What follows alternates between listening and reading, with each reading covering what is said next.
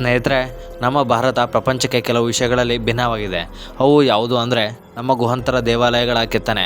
ಆ ಕೆತ್ತನೆಗಳಲ್ಲಿ ಮೂಡಿದ ಭಾರತೀಯರ 2 ವರ್ಷಗಳ ಹಿಂದೆ ಇದ್ದ ನಾಗರಿಕತೆ ಅಂದಿನ ಭಾರತದ ಸುವರ್ಣಯುಗ ಜಗತ್ತಿಗೆ ಸಾರಿ ಹೇಳುತ್ತದೆ. ಸ್ನೇಹಿತರೆ, ನಾವು ಭಾರತೀಯರು ಅಂತ ಪ್ರಪಂಚದ ಯಾವುದೇ ಮೂಲೆಯಲ್ಲೂ ಹೋದರೂ ಕೂಡ ಹೆಮ್ಮೆಯಿಂದ ಹೇಳ್ಕೋಬೇಕು. ಯಾಕೆ ಗೊತ್ತಾ? ಪ್ರಪಂಚ ಇವತ್ತು ಅಂಕಿಗಳನ್ನು ಬಳಸ್ತಾ ಇದೆಯಲ್ಲ, ಆ ಅಂಕಿಗಳಿಗೆ ಅಡಿಪಾಯ ಹಾಕಿದ್ದೆ ನಾವು ಕಣ್ರಿ. ಆರ್ಯಭಟ್ಟ ಶೂನ್ಯ ಕೊಟ್ಟ. ಆ ಶೂನ್ಯ ಇವತ್ತು ದಿನಬಳಕೆ ಲೆಕ್ಕಾಚಾರದ ಪ್ರಮುಖ ಪಾತ್ರ ವಹಿಸ್ತಾ ಇದೆ.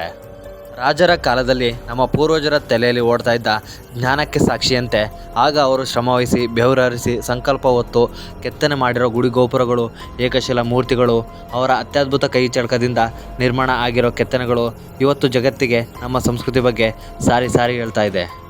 ಆ ದಟ್ಟ ಅರಣ್ಯದ ಮಧ್ಯೆ ಜ್ವಾಲಾಮುಖಿ ಬೆಟ್ಟಗಳ ಸಾಲಿನಲ್ಲಿ ನಾವು ಆ ಕಲಾಕಾರರ ಕಲಾಶೈಲಿಯನ್ನು ಕಾಣಬಹುದು. ಇವತ್ತು ನಾವು ದೊಡ್ಡವರು ಅಂತ ಪಾಶ್ಚಾತ್ಯ ಜನಗಳು ಹೆಮ್ಮೆಯಿಂದ ಹೇಳ್ಕೊಳ್ತಾ ಇದ್ದಾರೆ. 2000 ವರ್ಷಗಳ ಹಿಂದೆ ಈ ಪಾಶ್ಚಾತ್ಯ ಜನ ನಾಗರಿಕ ಸಂಸ್ಕೃತಿಗೆ ಒಗ್ಗಿಕೊಳ್ಳುವ ಮೊದಲೇ ನಮ್ಮವರು ಗುಹಾಂತರ ದೇವಾಲಯಗಳ ನಿರ್ಮಾಣಕ್ಕೆ ಅಡಿಪಾಯ ಹಾಕಿದರು. 2000 ವರ್ಷಗಳ ಹಿಂದೆಯೇ ಜ್ವಾಲಾಮುಖಿಯ ಲಾವಾರಸವನ್ನು ತಣ್ಣಗಾಗಿಸೋ ತಂತ್ರಜ್ಞಾನ ನಮ್ಮಲ್ಲಿ ಇತ್ತು. ಇದನ್ನು ಪಾಶ್ಚಾತ್ಯ ಜನಗಳು ಇವತ್ತಿಗೂ ಕೂಡ ನಂಬೋಕ್ಕೆ ತಯಾರಿಲ್ಲ. ಅಕಸ್ಮಾತ್ ಭಾರತದ ಮೇಲೆ ಯಾವ ಡಚ್ಚರು, ಪೋರ್ಚುಗೀಸರು, ಬ್ರಿಟಿಷರು, ಅರಬ್ಬರು, ಅದರಲ್ಲೂ ಭಾರತದ ಮೇಲೆ 17 ಬಾರಿ ದಂಡಯಾತ್ರೆ ಮಾಡಿ ಲೂಟಿ ಮಾಡಿದ್ನಲ್ಲ ಮೊಹಮ್ಮದ್ ಗಜ್ನಿ, ಇವರೆಲ್ಲರ ದಾಳಿಗೆ ಭಾರತ ತುತ್ತಾಗದೇ ಇದ್ದಿದ್ರೆ ಇವತ್ತು ಅಮೆರಿಕ ದೇಶವನ್ನು ಹಿಂದಿಕ್ಕಿ ನಮ್ಮ ಭಾರತ ದೇಶ ವಿಶ್ವದಲ್ಲೇ ದೊಡ್ಡಣ್ಣ ಸ್ಥಾನವನ್ನು ಅಲಂಕರಿಸ್ತಾ ಇತ್ತು. ಅಲ್ಲಿ ಹಚ್ಚ ಹಸಿರಿನ ವನಸಿರಿ ಕಣ್ಣು ಹಾಯಿಸಲೆಲ್ಲ ನಮಗೆ ಕಾಣಸಿಗುತ್ತೆ. ಮಳೆಗಾಲದಲ್ಲಿ ಧುಮ್ಮಿಕೋ ಜಲಪಾತ ಆ ಕಾನನದ ಸೌಂದರ್ಯವನ್ನು ಇನ್ನಷ್ಟು ಹೆಚ್ಚು ಮಾಡುತ್ತೆ. ಸ್ನೇಹಿತರೆ, ಆ ಸ್ಥಳದ ಹೆಸರು ಅಜಂತಾ. ಈ ಅಜಂತಾ ಮಹಾರಾಷ್ಟ್ರದಲ್ಲಿದೆ. ಈ ಅಜಂತಾ ಗುಹಾಂತರ ದೇವಾಲಯವನ್ನು ಪುಸ್ತಕಗಳಲ್ಲಿ, ಸಾಮಾಜಿಕ ಜಾಲತಾಣಗಳಲ್ಲಿ ನೀವು ಒಮ್ಮೆಯಾದರೂ ಈ ಕಲಾಕಾರರ ಕಲಾಕುಸರಿಯನ್ನು ನೋಡೇ ಇರ್ತೀರ. ಸ್ನೇಹಿತರೆ, ನೀವಿನ್ನೂ ನನ್ನ ಯೂಟ್ಯೂಬ್ ಚಾನಲನ್ನು ಸಬ್ಸ್ಕ್ರೈಬ್ ಮಾಡ್ಕೊಂಡಿಲ್ಲ ಅಂದರೆ ಈ ಕೂಡಲೇ ಆಲ್ ನೋಟಿಫಿಕೇಷನ್ ಬೆಲ್ ಐಕನ್ ಒತ್ತುವುದರ ಮೂಲಕ ನನ್ನ ಯೂಟ್ಯೂಬ್ ಚಾನಲ್ನ ಚಂದಾದಾರರಾಗಿ. ಈ ಅದ್ಭುತ, ಅಮೋಘ, ಅದ್ವಿತೀಯ, ರಮಣೀಯ ದೃಶ್ಯ ಬ್ರಿಟಿಷರು ಭಾರತಕ್ಕೆ ಬರುವ ತನಕ ದಟ್ಟ ವನ ಸಂಪತ್ತಲ್ಲಿ ಬೃಹದಾಕಾರದ ಮರಗಳಿಂದ ಈ ಗುಹಾಂತರ ದೇವಾಲಯಗಳು ಮುಚ್ಚಿ ಹೋಗಿದ್ದವು. ಒಮ್ಮೆ ಬ್ರಿಟಿಷ್ ಅಧಿಕಾರಿಯೊಬ್ಬ ಬೇಟೆಗೆ ಅಂತ ಈ ಅರಣ್ಯದ ಒಳಗೆ ಪ್ರವೇಶ ಮಾಡ್ತಾನೆ. ಗಿಡ ಗಂಟೆ ಪೊದೆಗಳಲ್ಲಿ ಮರೆಯಾಗಿದ್ದ ಈ ಕೆತ್ತನೆಗಳನ್ನು ಕಂಡು ಆ ಬ್ರಿಟಿಷ್ ಅಧಿಕಾರಿ ನಿಬ್ಬೆರಗಾಗ್ತಾನೆ.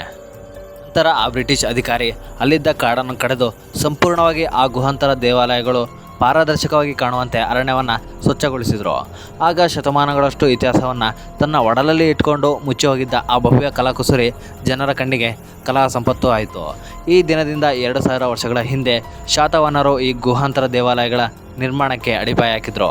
ಬೇಲೂರು, ಹಂಪಿ ರೀತಿಯಲ್ಲಿ ಈ ಗುಹಾಂತರ ದೇವಾಲಯ ಅಜಂತಾ ಕೂಡ ಯುನೆಸ್ಕೋ ಪಟ್ಟಿಯಲ್ಲಿ ಸ್ಥಾನವನ್ನು ಪಡೆದುಕೊಂಡಿದೆ. ಅಜಂತಾ ದೇವಾಲಯದಲ್ಲಿ ನಮಗೆ ಬರುವ ಬೌದ್ಧ ಮೂರ್ತಿಗಳ ಕೆತ್ತನೆ ದಕ್ಷಿಣ ಭಾರತದಲ್ಲಿ ಬೌದ್ಧ ಧರ್ಮಕ್ಕೆ ಸಿಕ್ಕ ರಾಜಾಶ್ರಯದ ಬಗ್ಗೆ ತಿಳಿಸಿಕೊಡುತ್ತದೆ. ಈ ಅಜಂತಾ ದೇವಾಲಯದಲ್ಲಿ ಸಂಪೂರ್ಣವಾಗಿ ಬೌದ್ಧ ಧರ್ಮದ ಹೀನಯಾನ ಮತ್ತು ಮಹಾಯಾನದ ಬಗ್ಗೆ ತಿಳಿಸಿಕೊಡುತ್ತದೆ. ಅದಕ್ಕೆ ಪೂರಕ ಸಾಕ್ಷಿಯಾದ ಅಲ್ಲಿ ಬೌದ್ಧ ಮೂರ್ತಿಗಳ ಕೆತ್ತನೆ ಜೊತೆಗೆ ಕಲಾವಿದನ ಚಿತ್ರಕಲೆಗಳು ಕಾಣಸಿಗ್ತವೆ. ಇಲ್ಲ ಅಂದರೂ ಈ ಅಜಂತಾದಲ್ಲಿ 30ಕ್ಕೂ ಹೆಚ್ಚು ಗುಹಾಂತರ ದೇವಾಲಯಗಳು ನಮಗೆ ಕಾಣಸಿಗುತ್ತದೆ. ಇವುಗಳಲ್ಲಿ ಚೈತ್ಯ ಮಂದಿರ ಹಾಗೂ ವಿಹಾರ ಅನ್ನುವ 2 ರೀತಿಯ ದೇವಾಲಯಗಳಾಗಿ ವಿಂಗಡಣೆ ಆಗಿದೆ. ಕ್ರಿಸ್ತಪೂರ್ವ 100 ಶತಮಾನದಿಂದ ಹಿಡಿದು ಕ್ರಿಸ್ತಶಕ 100ರ ತನಕ, ಅಂದರೆ 200 ವರ್ಷಗಳ ತನಕ ಗುಹಾಂತರ ದೇವಾಲಯಗಳ ನಿರ್ಮಾಣ ಆಗಿದೆ. ದಕ್ಷಿಣ ಭಾರತವನ್ನು ಆಳ್ತಾ ಇದ್ದವರು ಶಾತವಾಹನರು.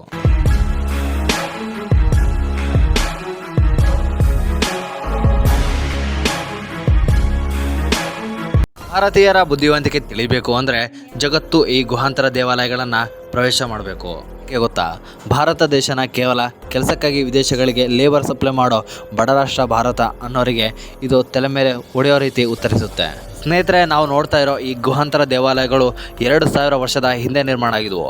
2000 ವರ್ಷಗಳ ಹಿಂದೆ 2000 ವರ್ಷದ ಕೆಳಗೆ ರಷ್ಯಾ ಮತ್ತು ಅಮೆರಿಕದವರು ಕುರಿ ಕಾಯ್ತಾಯಿದ್ರು. ಅರಬ್ ಕಂಟ್ರಿನಲ್ಲಿ ಖಾನ್ಗಳು ಮರುಭೂಮಿನಲ್ಲಿ ಒಂಟೆ ಮೇಯಿಸ್ತಾ ಇದ್ರು. ಚೀನಾ ದೇಶ ಕೃಷಿಯತ್ತ ಗಮನ ಹರಿಸ್ತಾ ಇತ್ತು. ಆಗಲೂ ಕೂಡ ಆ ಚೀನಾ ದೇಶ ಹಲವಾರು ಮಾರಕ ಕಾಯಿಲೆಗಳಿಂದ ಬಳಲ್ತಾ ಇತ್ತು. ಆ ಸಮಯದಲ್ಲಿ ನಮ್ಮ ಭಾರತದಲ್ಲಿ ಅಂದರೆ ದಕ್ಷಿಣ ಭಾರತದಲ್ಲಿನ ಮಹಾರಾಷ್ಟ್ರದಲ್ಲಿ ಬೌದ್ಧ ಮೂರ್ತಿಗಳನ್ನು ಕೆತ್ತಿದ್ದಾರೆ. ಜೊತೆಗೆ ಹಲವು ಚಿತ್ರಕಲೆಗಳನ್ನು ಆ ಗುಹಾಂತರ ದೇವಾಲಯಗಳಲ್ಲಿ ಬಿತ್ತರಿಸಿದ್ದಾರೆ. ಆ ಚಿತ್ರಕಲೆ ಹಾಳೆ ಮೇಲೆ ಆಗಲಿ, ಮರದ ಹಲಗೆ ಮೇಲೆ ಆಗಲಿ ಅಲ್ಲ, ಬದಲಾಗಿ ಕಲ್ಲುಗಳ ಮೇಲೆ ಬುದ್ಧನ ಜೀವನ ಚರಿತ್ರೆ ಒಳಗೊಂಡ ಸಂಪೂರ್ಣ ಚಿತ್ರಕಲೆ ನಾವಲ್ಲಿ ಕಾಣಬಹುದು. ಆ ಆಶ್ಚರ್ಯ ಏನು ಗೊತ್ತಾ, ಆ ಚಿತ್ರಕಲೆಗಳಿಗೆ ಬಳಸಿದ ಬಣ್ಣ ಇದೆಯಲ್ಲ, 2 ರೀತಿಯ ಮಣ್ಣಿನ ಮಿಶ್ರಣ ಮಾಡಿ ಆ ಬಣ್ಣವನ್ನು ತಯಾರಿಸಲಾಗಿದೆ. ಇನ್ನೂ ವಿಶೇಷ ಅಂದರೆ ಆ ಚಿತ್ರಕಲೆಗಳು ಇಂದಿಗೂ ತಮ್ಮ ಹೊಳಪನ್ನು ಕಳೆದುಕೊಳ್ಳದೆ ಈಗಲೂ ಕೂಡ ಹಾಗೆಯೇ ಇದೆ. 2000 ವರ್ಷಗಳ ಹಿಂದೆ ಶಾತವಾಹನರ ಆಳ್ವಿಕೆ ಸಂದರ್ಭದಲ್ಲಿ ಮೂಡಿಬಂದ ಅದ್ಭುತ ಕಲಾಕುಸರಿ ನಮ್ಮನ್ನು ಎಡಬಿಡದೆ ಅಂದಿನ ವೈಭವೋಪಿತ ಸುವರ್ಣಯುಗವನ್ನು ನಮ್ಮ ಕಣ್ಣಿಗೆ ಕಟ್ಟಿಕೊಡುತ್ತೆ. ಈ ಗುಹಾಂತರ ದೇವಾಲಯಗಳು ಕೆಲವೊಂದು 1 ಅಂತಸ್ತಿನ ದೇಗುಲಗಳಾಗಿದ್ದರೆ ಇನ್ನು ಕೆಲವು 2 ಅಂತಸ್ತಿನ ದೇಗುಲಗಳನ್ನು ನಾವು ಕಾಣಬಹುದು. 2ನೇ ಅಂತಸ್ತಿನ ಕಟ್ಟಡಕ್ಕೆ ಹೋಗಲು ಅಲ್ಲಿ ಮೆಟ್ಟಿಲುಗಳ ಕೆತ್ತನೆ ಕೂಡ ಆಗಿದೆ. ಅಲ್ಲಿರೋ 30 ದೇವಾಲಯಗಳನ್ನು ನೀವೆಲ್ಲ ಹೋಗಿ ದರ್ಶನ ಪಡೆದು ಅಂದಿನ ಭಾರತೀಯರ ಕೆತ್ತನೆ ನೈಪುಣ್ಯತೆಯನ್ನು ತಿಳಿದುಕೊಳ್ಳಿ. ಸ್ನೇಹಿತರೆ, ನಿಮಗೆ ಈ ವಿಡಿಯೋ ಇಷ್ಟ ಆಗಿದರೆ ಲೈಕ್ ಮಾಡಿ, ಸಬ್ಸ್ಕ್ರೈಬ್ ಮಾಡಿ, ಶೇರ್ ಮಾಡಿ. ಮತ್ತೆ ಇಂಥದ್ದೇ ಒಂದು ಕುತೂಹಲಕಾರಿ ವಿಡಿಯೋಗಳನ್ನು ನಿಮ್ಮ ಮುಂದೆ ತಂದಿಡ್ತೀನಿ. ಅಲ್ಲಿ ತನಕ ಜೈ ಹಿಂದ್, ಜೈ ಕರ್ನಾಟಕ.